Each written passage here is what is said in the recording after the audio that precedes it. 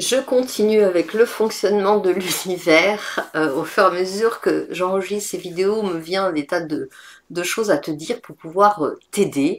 Et donc quand j'ai fait la dernière sur la transformation d'une situation négative en situation positive, il m'est venu aussi la demande. La demande à l'univers, c'est quelque chose d'important parce que on peut aussi demander de l'aide. On peut demander voilà, des conseils, on peut demander toutes sortes de choses, on peut demander vraiment de nous mettre sur notre chemin, des opportunités, etc. Enfin, on peut même demander de l'argent aussi à l'univers si on est dans une difficulté financière et qu'on a besoin d'argent, par exemple, on peut très bien demander à l'univers de l'argent.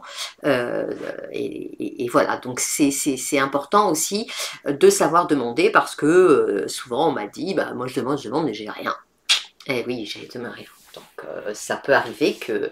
Alors ça veut pas dire que ça va arriver en 5 minutes, hein, mais on part toujours du principe de ce qu'on ressent, puisque c'est notre ressenti qui est créateur. Hein. Si il y a une manière de demander en fin de compte. Souvent on demande, parce que je faisais pareil, et puis je posais toujours la question aux personnes qui me disaient ça, j'ai dit vas-y, montre-moi, dis-moi quels sont les mots que tu utilises, comment tu demandes à l'univers. Donc s'il te plaît, l'univers, ou archange, si on s'adresse à un archange, ou ange, ou peu importe, ou Dieu, peu importe la manière dont on le fait, eh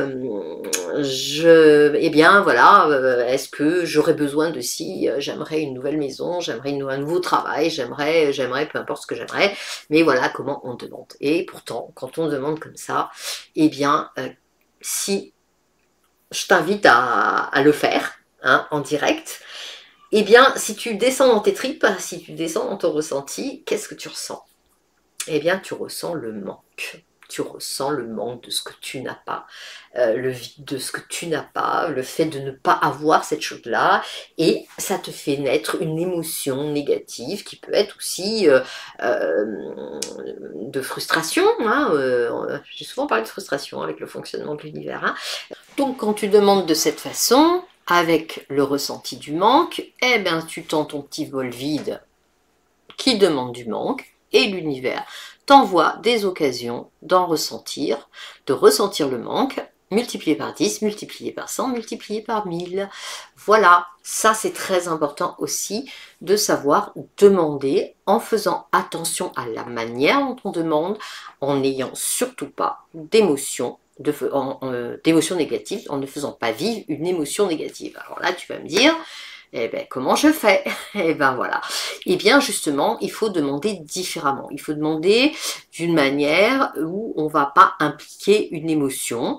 Alors, moi, j'ai ma petite phrase à moi que je vais te partager avec bonheur. Eh bien, moi, je demande à l'univers, à mes guides, de me donner l'alignement parfait. En spiritualité, on parle souvent d'alignement, hein, c'est-à-dire d'avoir cette belle attitude qui est pensée positive, ressenti positif, parole positive, action positive, donc d'avoir l'alignement parfait pour matérialiser telle chose ou telle autre dans ma vie. Et quand tu dis cette phrase-là, il n'y a aucun manque. Tu ne fais vivre aucun sentiment de j'ai pas, j'aimerais, je voudrais, etc., etc. Donc ça, c'est la mienne. Tu peux créer la tienne. Trouve cette phrase qui va te permettre de demander des choses à l'univers et sans faire ressentir le manque. Alors, bonne expérimentation.